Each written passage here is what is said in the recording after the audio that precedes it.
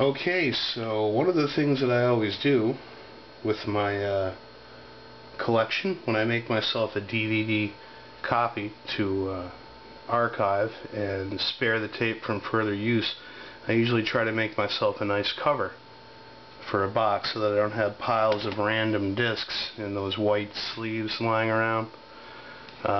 Today we're going to make a box for Dynamite Joe, which is a spaghetti western by Antonio Margheriti, sorry, from I think 1967 with Rik Van Nutter.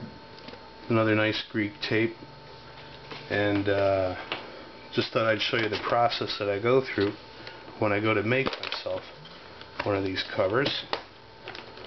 Just to make things easy on myself, I usually just take the sleeve out of the case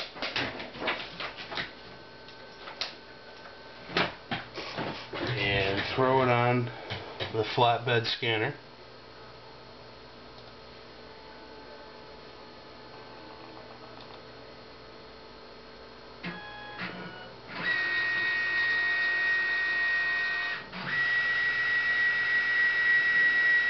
Get myself a nice 200 dpi scan. It's actually really simple to do. I just thought I'd show how I go about it. And we'll call this Scan 1.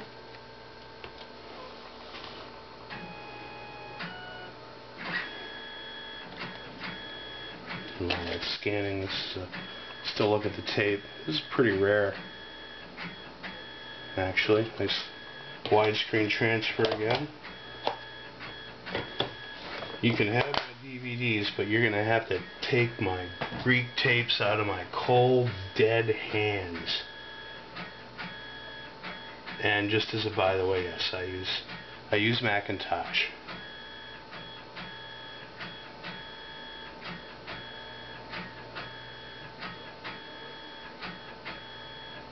Here's a fun video of Steve scanning a picture.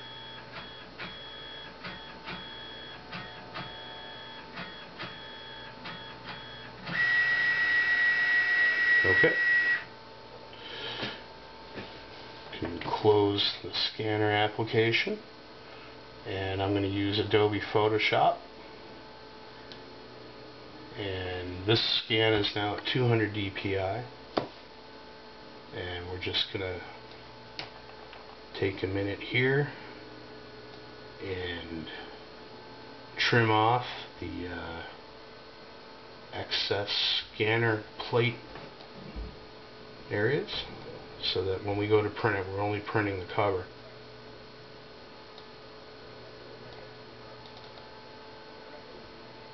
And then people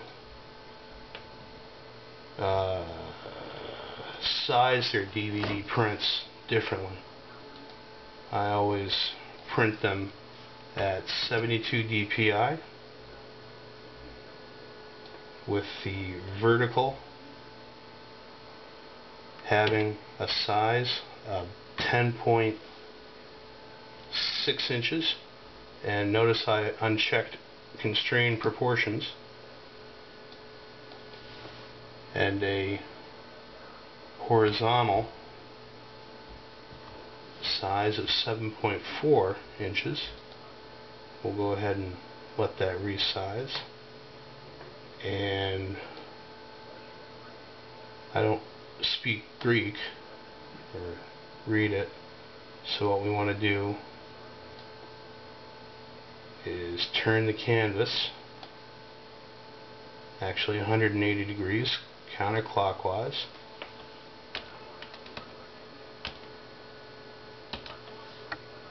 and figure out a way to have the title here in this area, which would be the DVD spine. And just to make it easy on myself, I'm going to pick a background color Actually, let's do something different on this one than I usually do. Whoops. We're going to use the select area and just get rid of the Greek text, although I love how it's sort of curved. But we're going to go to Filter, Pixelate, and I'm going to choose Crystallize. See if that gives me some sort of a funky little design there. And it does, and keeps the wonderful painting of Rik Van Nutter more or less intact. And I guess I'm just going to use black letters here. Select the text tool and try to, this might take me a couple of tries. That's the movie I was just making a cover for here.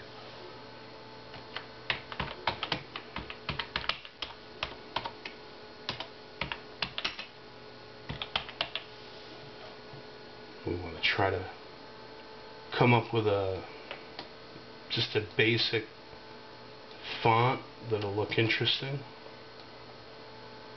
Try a few of them here. And I'm not selling this or nothing, this is just for my own. Ooh, that looks nice.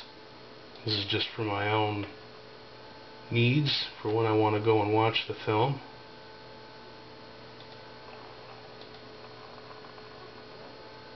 That looks okay, but I think I want to spread Dynamite and Joe out a little bit. Get 2 spaces here. That's looking okay. I want to try to get it centered a little bit more on that VHS symbol. I'm sorry if it's hard to see what I'm doing here, but that's basically it. We're going to go ahead and flatten the layers. And then I like to print not from a TIFF but from a Targa format. And we'll call it cover 1.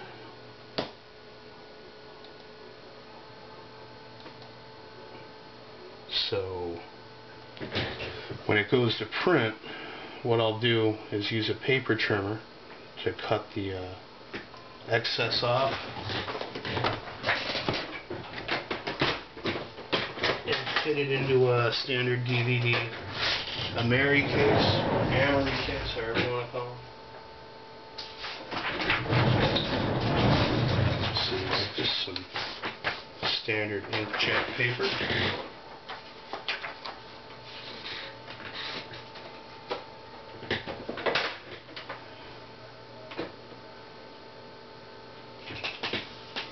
And then, because this is a Macintosh, it likes to print in OS X from the preview application. So we'll use that. Just basic standard settings.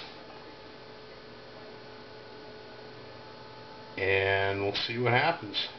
I deliberately left the VHS there. Sometimes I'll paste a DVD logo onto it, but you know, I don't care. I just want to know what movie I'm going to watch. Get ready for the sound of my printer. Sounds like a chipmunk having dry heaves.